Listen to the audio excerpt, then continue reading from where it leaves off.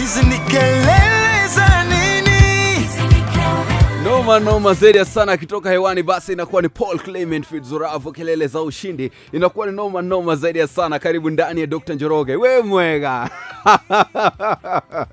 Na nije tagochega wabogua. Noma fire.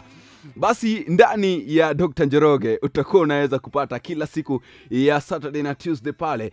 Utakuwa unaweza kuangukia noma zaidi sana, kushikashika Kiswahili pale. Nami basi Jenga Mbugwa na Wosia Wangu basi.